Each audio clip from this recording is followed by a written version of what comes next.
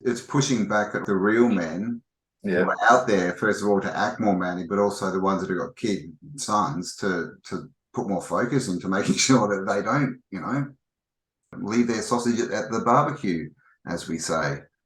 Well, Anyway. yeah.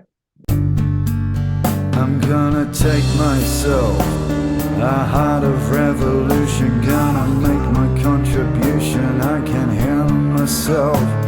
Don't fake yourself, be part of the solution. Don't be hateful. This knowledge puts hands on your chest. Hands on your chest.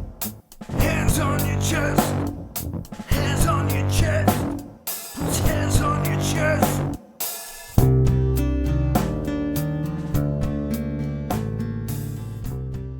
Hello and welcome to the Mailman Podcast number 5.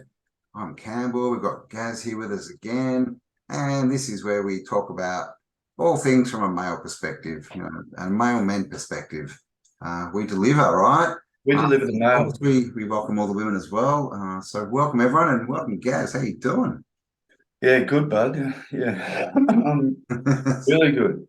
Still getting there. No, I'm good, mate. I'm good. It's It's my Saturday at the moment, so I'm just yeah. What day is it? Oh, it's Monday. Okay, yeah, right. It's Monday. Yeah. I love it when people go, you growing your mow for November, and I'm like, is it November? Yeah. Is it oh yeah. Yeah. Hang on, is that a charity? No. How quick's this year gone? Time, man, is just like freaky, isn't it? It's like, they sort of say, as you get older, time goes faster because there's more behind you. But no, I think something's going on at the moment with time, and time's just weird. Like most days, I like literally lose hours. Yeah. Like you're doing something and you look at the clock and it's like 11 in the morning or something, and then it seems like you've done something for like 40 minutes, maybe an hour. And it's like 3 or 4 hours later, and it's like, what? A bit dark city, right? Where they sort of wake up and it never quite reaches daytime. Yeah, like we said just in our little chat earlier, mate, that the future doesn't look too good for the male species at this rate. No. Well, I mean, yeah, doesn't it? Doesn't There's definitely pushing it. I think, and this is the thing, right? In every good, there's some bad, and every bad, there's some good, right? Yin yang. All this pushback of all this feminization and putting dads down and making them look stupid and all this crap, and boys and girls not knowing what they are, all this, it's pushing back at like the real men who are out there, first of all, to act more manly, but also the ones that have got kids, sons, to put more focus into making sure that they don't cut their sausage off, leave their sausage at the barbecue, as we say. Well, anyway. Yeah, you don't want to go chopping off anything. No. Did you see that poor girl she was like 21 or something, and she started hormone replacement, hello YouTube, when she was 15 or 16, and I think she got a double anti-boob job, and it showed her when she was 21 and she was going bald. Wow. And she just looked like a 50-year-old fat man. She was like 21 or something. And she was like, she wanted, she was like, I stuffed up, but what do you do at that point? Yeah, so I got out of my haircut, because my hair was driving me nuts. And I shaved it because I'm tired of watching my hair thin out, and it's less distressing if I shave it. So when I talk about being too far gone, I don't really know what else to call it. This is what I mean. This is how deep my voice is. It's gotten deeper over time, and it's settled. This is what I mean by hair loss. And it just keeps getting worse. It keeps thinning. It keeps receding backwards. And I'm not exactly sure that's coming back. Those are the main things when I talk about being androgenized to a point of no return. I really don't see those being fixable. So that's when I talk about, just kind of staying how I am, regardless of how I feel. that's why, just because I don't really see me personally being able to come back from what's happened so far. So I hope that's a little explanatory. You know, they're talking about doing it, you know, to bloody 2 and 3-year-olds and stuff, giving them. It's crazy, bro. It's crazy. Poor kids, the next generation, and then you've got like sperm donors. Everyone's had the Jabberwockivich in, and so all the sperm's just contaminated for the future. And then blood donors, you know, think of all the blood donating and all that sort of stuff. That's yeah, all just not good. And then, you know, all the breast milk that these babies are being fed by their mums who have had the Jabberwockivich. Wasn't that a big one? Like they brought that in, and you know, that's only a generation. I had when I was young, back in the 70s, when I was a baby, I had wet nurses. And that was mainly because, you know, mum was a nurse and had to go to work. But you know, for mothers who couldn't lactate enough, they had wet nurses, right? You just give your kid to another chick, you know, it's much better than giving them to a cow. And through that, they sort of said, oh, you can't do that, that's bad. And then that's how the start of the creep back, right? And then it's like, oh, so here's an alternative for you, you know, mothers who can't get enough. And then they push out on everyone. Oh, now you're working too much, just give them this. They'll be fine. Bit of powder. It's easy. How could you think that would be anywhere near like the same as mother's milk? That's ridiculous. I know. Yeah, my kids, it's been different. I've had some on breast milk, some on bottles, and it, you know, I didn't know the last one I did, you know, I knew what I know, but you know, when you're young, having kids 20 odd years ago, I didn't know much, and just the kids were on the bottles. Then one of my boys, mate, he drank milk like a little bloody like a heifer. And he's the one with all the sinus issues and stuff like that. Wow. He's cut it out now. He's vegan, you know. But yeah, he touches cheese and he's sneezing. It's crazy. I've never heard. And of course, I think the biggest part of that is, you know, pasteurization, right? Like it's not actual dairy products. You know, if we took milk to a dairy farmer in, you know, Switzerland, he'd like laugh at you. What's that? You know, and it's like everything processed, right? Anything that is good for you, they strip it of its goodness if they let us have it, or we just don't see it, right? I know. I love it. Even the word organic, to have organic, why do we even have that? That should just be the normal. Where does non-organic come from? And then they should have the stuff sprayed. Everything that's sprayed should be labeled sprayed. You know what I mean? All the organic stuff should just be normal. It's all backwards, mate. It's all back, but it's designed that way, right? They're clever, you know. It's the polarity of this realm we're in, mate. Everything's polar. Yeah, it's like that. Yeah, in every good there's some bad, right? So when they bring out, you know, it's good for you, dog. You know, more bigger yields, faster stuff. Oh yeah, blah blah blah blah. You know, chemicals. Oh, bug free. Yeah, hey, we'll feed the world. And then it's so ingrained by the time people start realizing it's really bad that then it is the norm, right? And so then, oh no, everything else is organic. It's like, where does non-organic come from? Like, you know, who's farming on somewhere that's not here? What's going on? Words, man.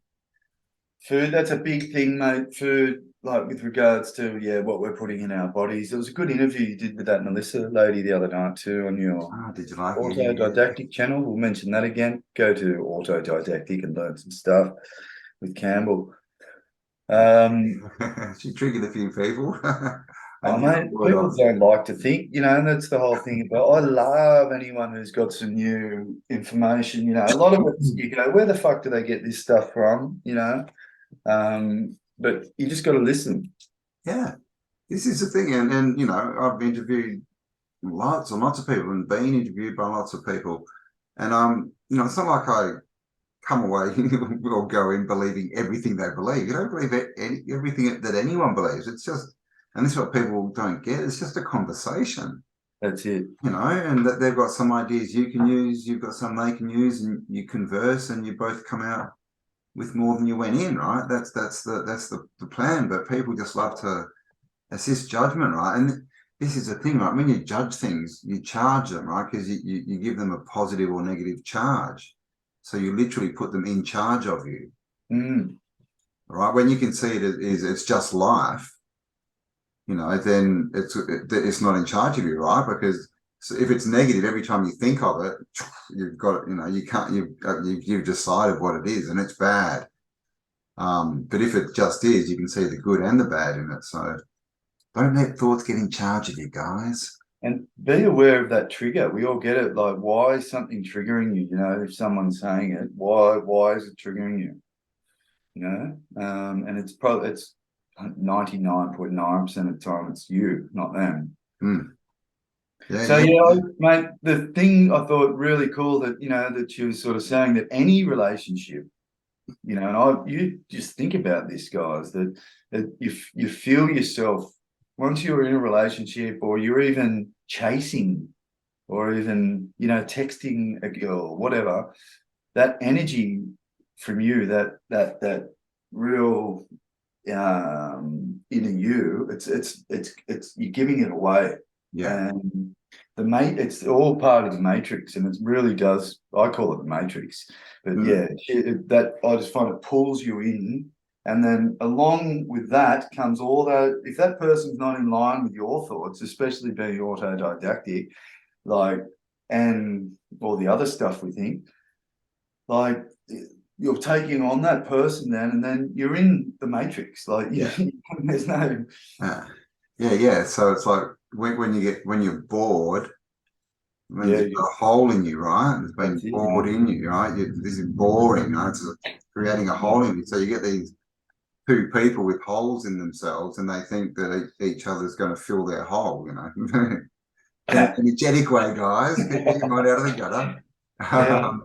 And so that's the ultimate, right? So they go in and they're both giving their energy to each other, but they're just sucking, they become these vortexes, and then they get annoyed that each other is not is not filling their hole, right? Completing them, like filling their void. And this is the thing. And I don't know if I've mentioned it on this podcast, but this is the thing with relationships is, they're built on values. I think I've mentioned it, and so you go into it with certain values, and that's why you value someone, right? And that's why you love them and you value them, because you have similar values. And that could be, you both want to, raise children, and, in a monogamous relationship, really weird stuff, right? And then if one starts taking values away from the other one, one's like, oh, you can't see your friends anymore, or you can't go fishing, or you can't, cars are too expensive, you've got to give up your cars. Then that makes, people go, oh, okay, I'll give it up this time. But then the more and more values you get taken away, it just turns into resentment, right? Exactly. Yeah. And that's what we see so often. People blaming. It's just, damn, oh, bloody him, bloody her. Oh my God. But as we've said many times, if you start feeling like that, go and do a Michael Jackson, right? Go and find the mirror. Get your mind out of the gutters again. Go and find a mirror. Be the man in the mirror. Look at yourself, because it's just a reflection. Yeah. That's a reflection. Yeah, and people, I think the good word I've been using lately are band-aids, and the band-aids can, like I said before in the last podcast, can be ripped off real nastily, and sometimes they come off and they don't rip out the hair so much, but with all of it, there's still band-aids, and then when the band-aid falls off, when you go for a swim and it comes off in the water, whatever it might be, and someone lands on someone else's face. Yeah, I find a half in their mouth. And the poor just gets shut down and emptied, and oh God. It's like that scene from Caddyshack, right? It's just a chocolate bar. I love that show, Caddyshack. Wow, so good. Sorry, I'm professional here. This society creates this script, like, which Melissa was calling it, this, and that we follow the, you go to school, you finish school, you got to meet a chick, you got to get the job, you got to get the mortgage, all these things. And do you? exactly. Who's telling you to, or what is telling you to? Yeah, and this sort of pressure or society's. You know, we see it all the time, right? People have children and they don't enjoy it. They literally, you know, they really don't want them. And that's fine. But the problem is that they get, you know, pressured and talked into that's what everyone does. You have to get married, then you have to have kids, then you have to get a mortgage. It's like my ex has two cousins, and one of them's got 6 kids and he's the most, you know, motherly sort of natured person you'd ever meet. And the other one just doesn't want kids. Just not it wouldn't even contemplate it. And which is good because she doesn't have kids, right? Which is good. You know, she's decided that's not, and that's fine. That's the thing. Yeah, Bodies are fine. Yeah. And if you don't want kids, you definitely shouldn't have kids. You know. Yeah, I've got enough for everyone. There you go. It's got enough No, for I'm everyone. joking, but yeah, I've always loved. I love it. You know, I do. I love looking after my little munchkins, and but yeah, it's not for everyone. Even my brother used to say to me, "Gaz, how do you do it, mate? I don't know how you do it." Because my first missus was a flight attendant, and she used to go flying away, and I used to have my little. There's only one little kid then. I used to have him like all the time, pretty much. And I loved it. And now, yeah, we're so close. Like I'm so close. Yeah. It's awesome. But yeah, Yeah. if you're not gonna love it, then don't do it. But Yeah. you know, sometimes shit happens and you've got to man up too. Like you gotta take responsibility. And if it does happen, you gotta do so Exactly. You know, we all make bad decisions and mistakes, but well, let's not say mistakes, right? Because they're actually mistakes, right? You get to do it again. And you get to do it better if you learn from it, right?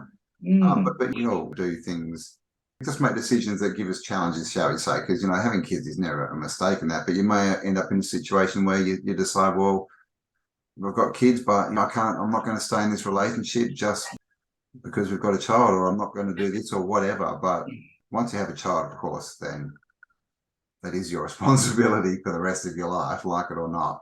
But yeah, as far as relationships and that, you don't then have to get a job and do whatever. Even if you want to, you know, stay with your partner, you don't have to get a job, right? You might want to just travel or buy a camper van and travel around or do whatever.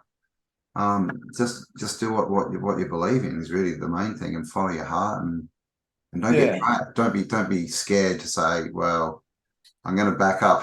Went down the wrong road there. You're going to back up, run the next, you know, V point and take off down the other way. That's fine. That's actually being a man. And just do you good, have enjoy it, you know, and that's I really like what she said the other day about that internal feeling you have where you're searching for someone. It's actually I love this take. You know, you don't have it's not every you don't have to take it on board 100% or whatever, but at all. But this I thought it was interesting that you're actually searching for the other you, the female version of you, and everyone has a female version of themselves in this realm. So And a I man. reckon I've met mine, mate. I reckon who I'm still good friends with, this ex-girlfriend of mine and friend and blah blah blah. But she's we've always said we're like male and female versions of each other, you know, and we annoy the hell out of each other, but we really like each other. It's so funny. But yeah, you know, maybe I found mine. If you're watching, give Gaz a call. 04. Yeah. No, but yeah, I was going somewhere with that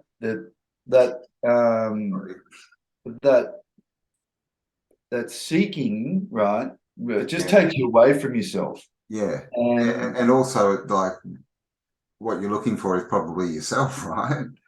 And this is the thing, like if you're looking for acceptance in someone, in a partner, then you're really looking to accept yourself, right? If you're looking for support in a partner, then you're really looking, you know, to support yourself. So I think, and this is the thing, like until you know you're complete, you're still going to be this relationship of, you know, trying to, you know, make each other's life better, right? Like, and then you end up in this blame game. But if you get two complete people coming together that aren't charged, right, then they can coexist and have their own lives, right? But still, you know, have and that's another thing I think, and it's societal, is this thing of, you know, couples get together and, you know, most couples, seriously, after 10 years, man, they don't know anyone else. They spend all their time with each other, and most of it's doing stuff that's boring, you know, that because their lives become one instead of, you know, being able to have their own lives and then, you know, coming together and having their family life. It's like all or nothing, which, you know, it's never good. No, it does become all overwhelming. And look, at the same time, I've been there, mate, where you're just so entrenched in the family lifestyle that you don't do anything else but family. You know, your little family, and no one else really gets. You don't have time for anyone else. No, and it's getting worse and worse. So, all right, I might end this one here for YouTube and say, click the link below and come and check us out on Rumble, because we may swear, who knows? No, but we're going to have a talk about some stuff, some agenda type stuff that we're not allowed to talk about here on YouTube. So thanks for joining us. We'll be back next Monday. But of course, click the link below. Come over to Rumble. Make sure you, and Odyssey, make sure you like, share, subscribe, and you'll find links for everything else below. And have an awesome week, and we'll talk to you all. Cheers, dudes. In the week. Take it easy. Bye for now.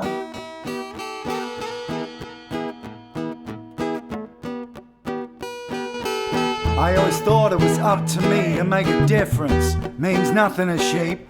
Fooled by the love of the government's hugs. I'm kissed by the one, she's the sun from above.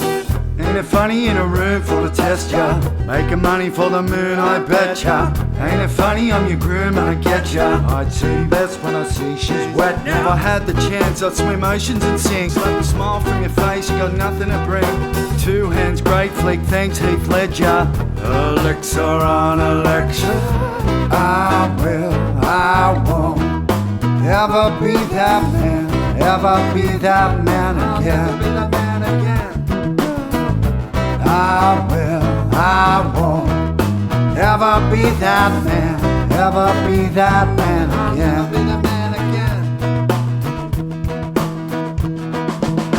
Now I know that it's up to me to make a difference. Mine's like a sheep, not fooled by the government's hugs. Need a fast life, love like doves. Not fooled by the government's direction. Can't blame, don't give me erection. Might sound mean, but I think I see ya. And stranger, no danger. Moment for a second, then I lose my concentration. If rumors were religion, then I'd be the confirmation. I intend to get my sights set on using information to connect the chosen people to this soulful inspiration. There are no limitations when you're living from the heart, shining light into the darkness with the art as we embark on an instrumental mission, stepping on a peaceful path, knowing where we come from, letting you know who we are. I will, I won't ever be that man, ever be that man again. I will, I won't ever be that man, ever be that man again.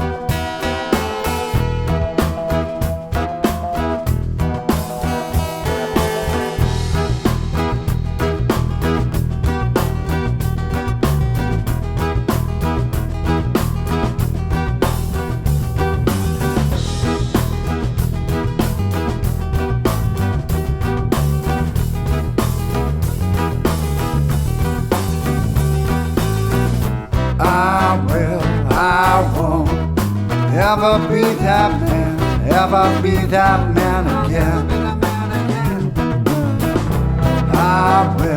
I won't ever be that man, ever be that man again. I won't ever be that man, ever be that man again. I won't ever be that man, ever be that man